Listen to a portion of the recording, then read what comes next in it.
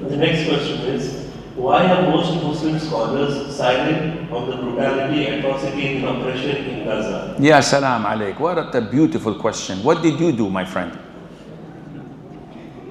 What did you do? Why are Muslim scholars all silent and not doing anything? What did you do? Oh, I criticized the scholars. Jazakallah khair. Jazakallah khair.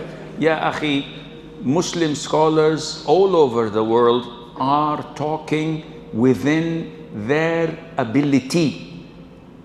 And I am certain that they're all praying night prayer and tahajjud and doing a lot of dua. And they're doing everything in their ability, but we have limits. We have boundaries. No, it's none of my business, Sheikh. Go and throw yourself from a building to make a statement. Akhi, be my guest. I'll follow you. When you do this, I'll follow. No, you're a scholar. Okay, then sit down and shut up. If I'm a scholar, listen to what I have to say.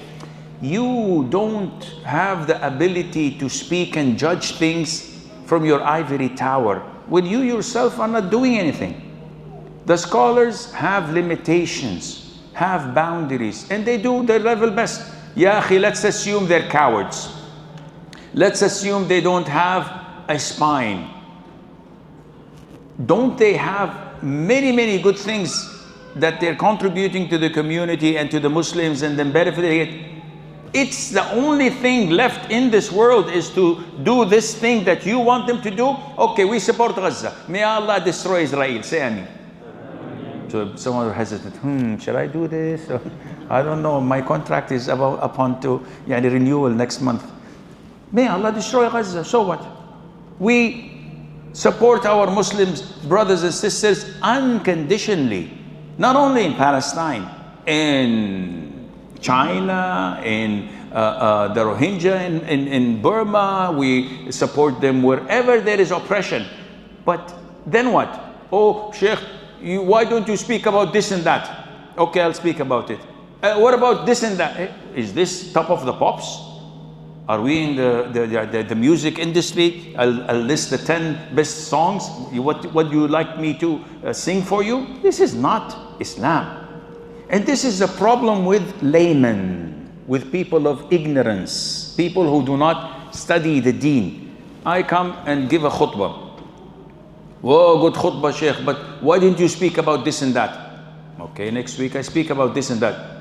Good khutbah, Sheikh, but why do you don't speak and teach the people how to pray? I said, okay, I'll teach the people next week how to perform wudu. And the one comes to me, Sheikh, why do you scholars speak about purity and urine and menses?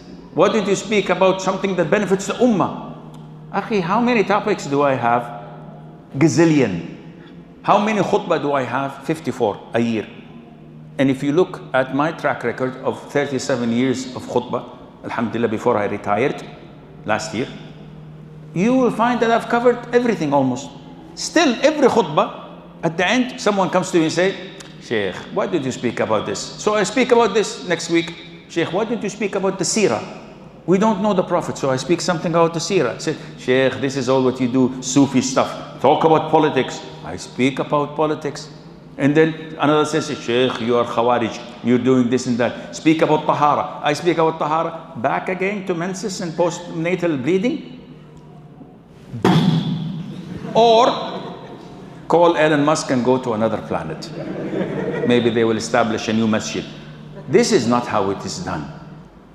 Islam is so huge, so big, but when you come with the intention of criticism, I don't want to learn, I want to criticize the speaker. I don't like his voice. I don't like how he looks. I don't like his Arab attire. I don't like his accent. I don't like this. You will never learn. When you come to the khutbah with the sole purpose of criticizing, wallah, you will not ever learn. Maybe you will not even enter Jannah.